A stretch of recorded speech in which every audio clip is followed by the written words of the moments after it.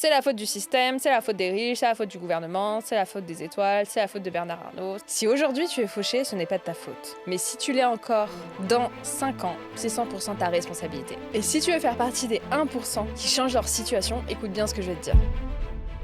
Hola hola et bienvenue à tous dans ce nouvel épisode de podcast où nous allons voir ensemble les 7 erreurs que les personnes pauvres font. Si aujourd'hui tu es fauché, ce n'est pas de ta faute. Mais si tu l'es encore dans 5 ans, c'est 100% ta responsabilité. Aujourd'hui, il y a des erreurs qui te coûtent des centaines d'euros chaque année sans que tu t'en rendes compte. Et le problème, c'est que si tu n'as pas conscience de ces erreurs, tu seras encore dans la même situation dans 10 ans. Donc aujourd'hui, je vais te dire les 7 erreurs qui font que les personnes restent encore pauvres et c'est peut-être ton cas. Et si tu veux faire partie des 1% qui changent leur situation, écoute bien ce que je vais te dire. Et c'est possible que certaines vérités risquent de te déranger, mais c'est exactement ce qu'il te faut. La première erreur, c'est tout simplement celle de penser qu'avoir plus d'argent va résoudre tous tes problèmes. Tu te dis sûrement, si seulement je gagnais un peu plus d'argent, tout irait mieux. Laisse-moi te dire que c'est faux. Premièrement, même si l'argent va permettre d'améliorer ton confort, ton style de vie, c'est pas ça qui va faire que tu vas être forcément plus heureux. Tu auras des plaisirs éphémères, mais pas forcément un bonheur à l'intérieur de toi. Mais deuxièmement, c'est que la plupart des personnes qui n'arrivent pas à gérer leur argent, peu importe ce qu'ils gagnent aujourd'hui, que ce soit un SMIC, 2000 ou 3000 euros, qu'ils gagnent plus d'argent ne changera rien. La preuve, 70% des gagnants du loto sont ruinés en moins de 5 ans. Pourquoi ? Parce qu'en réalité, ce n'est pas combien tu gagnes d'argent, mais comment tu gères l'argent que tu as. Et en réalité, les personnes qui gagnent beaucoup d'argent, ce sont de base des personnes qui savent gérer leurs finances, qu'ils aient 1000 euros ou 10 000 euros. Ils savent qu'ils doivent avant tout maîtriser ce qu'ils ont avant d'augmenter leurs revenus. Ils savent aussi où va leur argent chaque mois. Tous les mois, on a tous des choses qu'on doit payer quotidiennement, ça s'appelle le loyer, l'électricité, le gaz, bref, toutes ces choses-là. Mais c'est possible qu'il y ait aussi des imprévus, une fuite d'eau, un déplacement à l'improviste, bref, plein de choses qui font que finalement, si tu as du mal déjà à gérer ton argent et que tu as un imprévu, tu peux vite te retrouver dans des situations qui sont délicate. Enfin, ce que les riches font et ce que les pauvres ne font pas, c'est que les riches dépensent en fonction de leur objectif et non de leur envie. C'est-à-dire que les personnes qui ont un plan clair, qui savent qu'ils veulent gagner par exemple 10 000 euros par mois, qui veulent avoir une bonne retraite, etc., ils vont peut-être commencer dès leurs premiers euros à mettre leur argent dans de l'investissement comme la bourse, voire les crypto-monnaies. Et du coup, en réalité, ils pourraient très bien utiliser cet argent pour, je sais pas, aller faire plus de restaurants, pour s'acheter peut-être des choses de luxe, pour se faire un peu plus plaisir. Mais comme ils savent où ils vont dépenser leur argent qui va leur permettre d'atteindre leur objectif et pas de l'argent qui va juste leur procurer un plaisir immédiat. Bien évidemment, je dis pas qu'ils ne se font jamais plaisir. Au contraire, c'est des personnes qui vont bien gérer leur argent, qui vont structurer tout ce qu'ils gagnent au niveau du salaire. Ils savent qu'il y a X% qui sont des dépenses obligatoires, X autres % pour le plaisir et X autres % pour investir. Du coup, moi, le conseil que je peux te donner, c'est de noter à chaque fin de mois où est-ce que l'argent va. Le moindre euro, il faut vraiment que tu saches, que tu mettes ton nez là-dedans. Peut-être tu le fais pas par déni, peut-être tu le fais pas par flemme, peut-être tu le fais pas par peur, mais il faut absolument que tu saches où va ton argent. Et quand tu te rends compte que tu mets vraiment à écrire où est-ce que tu dépenses ton argent, tu vas finalement peut-être te rendre compte que toi qui pensais commander une seule fois sur Uber Eats, tu commandes finalement peut-être 10 à 15 fois dans le mois. Et en réalisant combien tu as dépensé réellement par exemple sur Uber, tu vas vraiment réaliser tout l'argent que tu perds et que du coup tu aurais pu investir ou utiliser d'une autre manière. L'erreur numéro 2 que les pauvres font, c'est qu'ils échangent du temps contre de l'argent. On pense souvent à tort, entre guillemets, si je travaille plus, je gagnerai plus. Même si au fond cette phrase n'est pas tout à fait fausse, elle n'est pas vraie non plus. Parce qu'en réalité, le problème c'est que le temps il est limité. Même en bossant 100 heures par semaine, il y a une limite que tu ne pourras pas faire. Même si tu décides de travailler 6 jours sur 7, de travailler de 8 heures jusqu'à minuit, il y aura une limite déjà humainement que tu pourras pas faire. Et puis, quoi qu'il arrive, on est limité à 24 heures dans une journée. Et du coup, les riches, ils ont compris ça. Et c'est pour ça qu'ils ne vendent pas leur temps. Ou du moins, qu'ils vont créer des actifs qui vont travailler pour eux. C'est-à-dire qu'ils vont investir, comme j'ai dit tout à l'heure, donc la bourse, mais ça peut être aussi des investissements immobiliers. Ils vont peut-être monter des business qui sont automatisés ou ils vont acheter des actions qui génèrent des dividendes. Du coup, que tu sois salarié ou entrepreneur, même si je pense que tu es plus entrepreneur, si tu me regardes, il faut que tu arrêtes de penser en termes de taux horaire. Demande-toi, même si tu es salarié d'ailleurs, comment est-ce que tu pourrais créer un revenu qui ne dépend pas de toi à 100%. Donc si tu es entrepreneur, tu vas peut-être te lancer dans tout ce qu'on appelle les produits digitaux.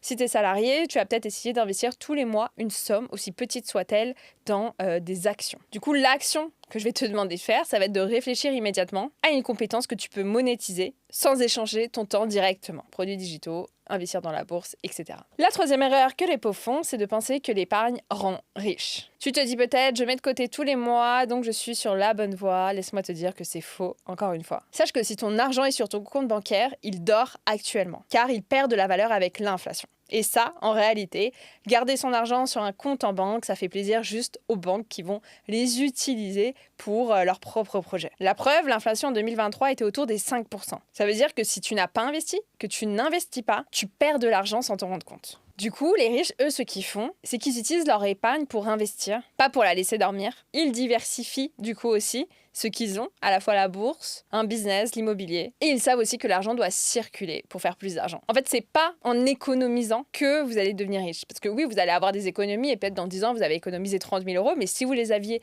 bien investis, vous auriez peut-être gagné beaucoup plus. Du coup, l'action que je te conseille, ça va être éventuellement de commencer à te former par rapport à la bourse, par rapport aux actions que tu pourrais acheter. Encore une fois, tu n'es pas obligé de mettre 500 euros de côté.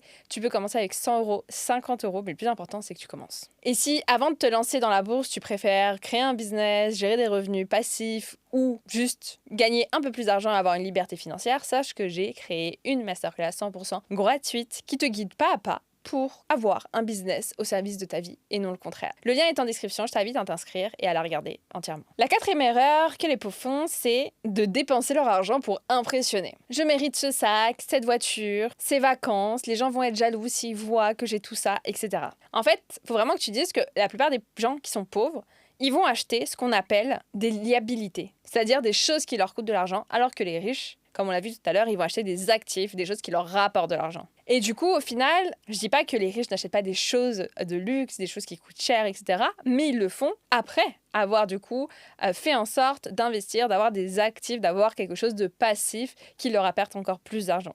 Alors que les gens qui sont pauvres, entre guillemets, et dès qu'ils vont toucher peut-être un héritage des premiers 5 000 ou 10 000 euros, ils vont vite les dilapider dans des sacs de luxe, dans des voyages, etc. Il faut vraiment que tu comprennes que les choses que tu achètes, comme les voitures ou les sacs, qui perdent de la valeur. Par exemple, une voiture perd 30% de sa valeur dès la première année. Une montre de luxe, elle va pas forcément te rendre plus riche. Par contre, effectivement, si tu la revends, elle peut te rapporter quelque chose en plus, mais ça va pas être non plus des centaines de milliers d'euros. Alors qu'un appartement que tu as acheté et que tu as mis en location peut te rapporter des revenus jusqu'à la fin de ta vie. Ce que font les riches, c'est que en général, la plupart des gens vont vivre en dessous de leurs moyens, même quand ils gagnent beaucoup. Alors bien évidemment, je vais peut-être pas parler de Bernard Arnault actuellement, mais en tout cas, les gens qui gagnent leurs premiers 10 000 euros, etc., qui sont à l'aise, vont vraiment en profiter dès qu'ils commencent à gagner bien leur vie grâce au business, par exemple, pour essayer d'investir.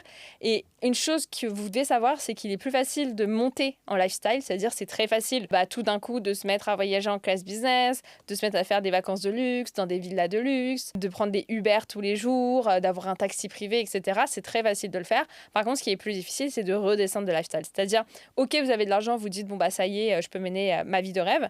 Le problème, c'est que si vous avez justement des revenus qui sont pas fixes, comme peut l'être l'entrepreneuriat, c'est possible que dans 3 mois, vous ne gagnez pas la même chose que vous gagnez il y a 6 mois. Et encore une fois, la problématique, c'est que vous allez devoir descendre de lifestyle. Et ça, c'est très, très compliqué parce qu'une fois qu'on est habitué aux bonnes choses, c'est très dur de s'en déshabituer. Il y a plein de tips par rapport à ça pour éviter les achats compulsifs. Un des tips que je pourrais vous donner, c'est vraiment lorsque vous avez envie d'acheter quelque chose, gardez-le en tête et attendez une semaine. Si une semaine après, vous avez toujours cette envie, genre qui est vraiment au même niveau, toujours cette volonté de malade de l'acheter, achetez-le.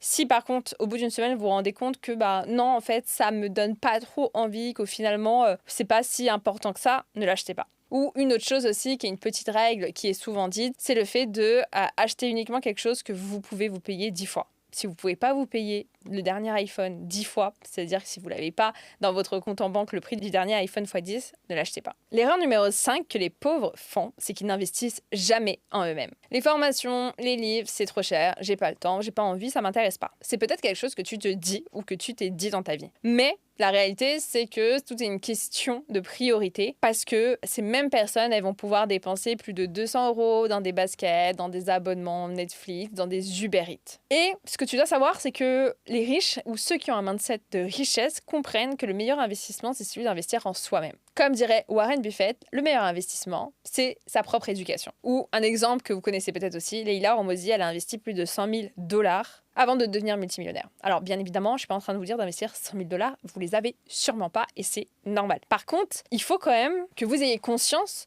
que vous ne naissez pas avec toutes les compétences du monde. Vous avez des appétences pour certaines choses, des compétences pour certaines choses, mais tout s'apprend. Encore plus aujourd'hui à l'ère du digital. Vous êtes peut-être sur Instagram, vous êtes peut-être entrepreneur. Les choses évoluent tellement vite que personne ne peut dire « je suis né avec ça, j'ai appris ça depuis petit ». Non, toutes les personnes que vous voyez, elles se battent, elles se forment pour rester à la page. Si on parle de l'IA tout simplement, il y a entre guillemets peut-être quelques formations, mais la plupart des gens qui vous parlent de l'IA, c'est des gens qui se forment eux-mêmes. C'est tout. C'est pas des personnes qui ont plus d'intelligence que vous, plus de compétences. Ce sont juste des personnes qui prennent le temps de se former sur ça pour ne pas rester derrière. Donc, effectivement, vous n'avez peut-être pas 100 000 € à investir, mais vous avez du moins du temps pour lire un livre. Du coup, moi, ce que je vous conseillerais, c'est vraiment d'investir dans un livre ou dans une formation si vous avez les moyens. Au moins un livre par mois qui va vous permettre d'améliorer vos compétences. La 6e erreur que les pauvres font, c'est qu'ils évitent les risques. Beaucoup vont préférer la sécurité d'un job stable, et c'est OK. Mais beaucoup qui veulent se lancer dans l'entrepreneuriat,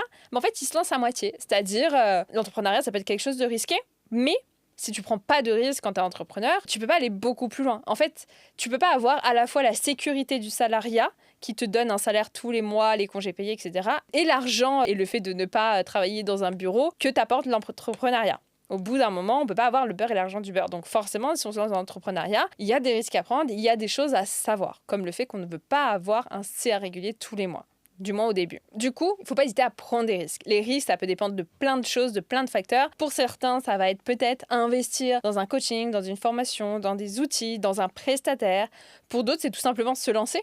Se lancer sans forcément avoir de bouée de sauvetage. Mais en tout cas, il faut prendre des risques. Par contre, il ne faut pas prendre des risques qui ne sont pas calculés. C'est là où on fait la différence entre des gens qui prennent des risques bêtement et qui, au final, restent pauvres, et les riches qui, eux, vont prendre des risques qui vont être quand même un peu calculés. Par exemple, ça va être le fait d'investir sans avoir forcément peur. Je vous demande pas d'investir et de vous mettre dans le rouge, mais si vous avez de l'argent de côté, pourquoi pas les utiliser de cette manière-là. Ils vont aussi ne pas avoir peur de tester des projets, même si le projet n'est pas finalisé et parfait. Et enfin, ils comprennent que l'échec, c'est pas une finalité, mais juste une étape pour arriver au succès. Donc l'action que je te dirais de faire, c'est de prendre un petit risque cette semaine. Tu peux lancer un projet, juste faire une facecam, acheter une formation, demander à être augmenté si tu es salarié. Bref, peu importe, mais aller au-delà de la peur que tu as. Tu verras qu'au final, il ne se passera pas grand-chose. Et enfin, la dernière et 7e erreur que les pauvres font, c'est qu'ils se plaignent au lieu d'agir. C'est la faute du système, c'est la faute des riches, c'est la faute du gouvernement, c'est la faute des étoiles, c'est la faute de Bernard Arnault, c'est la faute de maman, je ne sais pas quoi. Alors que les riches, eux, ils vont plus avoir cette mentalité du type « Ok, qu'est-ce que je peux faire ?»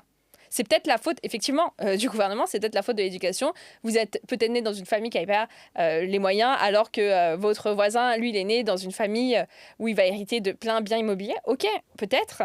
Et ensuite, quel est l'intérêt de se plaindre? Quel est l'intérêt de passer toute sa vie, parfois ça arrive, à se plaindre de sa situation? Et encore pire, ça on le voit beaucoup sur les réseaux, à aller critiquer les autres et se plaindre ouvertement. En fait, si ce n'est se plaindre, quel est l'intérêt? Il y a plein d'exemples de personnes célèbres, ou pas forcément, qui ne sont pas nés d'une cuillère d'argent dans la bouche, etc., mais qui ont quand même réussi. Parce qu'ils ont eu cette volonté, parce qu'ils ont agi. Donc, effectivement, il y a des choses qui ne dépendent pas de nous. On ne choisit pas où on est, on ne choisit pas l'héritage qu'on va avoir, on ne choisit pas le fait de naître en France ou de naître dans une favelas ou je ne sais quoi. Ça, c'est des choses qui ne dépendent pas de nous. Mais quel est l'intérêt de se plaindre? Est-ce que même on aura des réponses à nos questions? Non. Donc là, vous avez finalement que deux choix. Soit continuer à se plaindre, soit tenter d'agir sur ce que vous pouvez contrôler, si ce n'est le présent. Du coup, à chaque fois que tu te plains, remplace la plainte par une action. Au lieu de dire « personne achète mes offres, personne achète mes services », qu'est-ce que tu peux faire? Je sais pas, peut-être revoir ta stratégie de stories, de contenu, peut-être te faire aider, peut-être demander l'avis à des personnes que tu connais, peut-être rejoindre un business club pour avoir aussi du soutien. Il y a forcément des choses à faire. Et demande-toi, qu'est-ce que tu peux faire maintenant, pas demain, pas dans 3 ans pour améliorer ta situation. Ok, il y a peut-être quelque chose qui s'est passé. Ok, c'est peut-être la faute de quelqu'un, mais c'est pas ça le sujet, on s'en fout. Mais qu'est-ce que toi, tu peux faire à l'instant T pour améliorer ta situation? Du coup, n'oublie pas que la différence entre ceux qui réussissent et ceux qui échouent, c'est l'exécution. Si tu écoutes ou regardes cet épisode d'ailleurs et que tu ne fais rien après l'avoir regardé ou écouté, rien ne changera pour toi. Je terminerai par un proverbe chinois qui dit « Trop de paroles tue l'action ».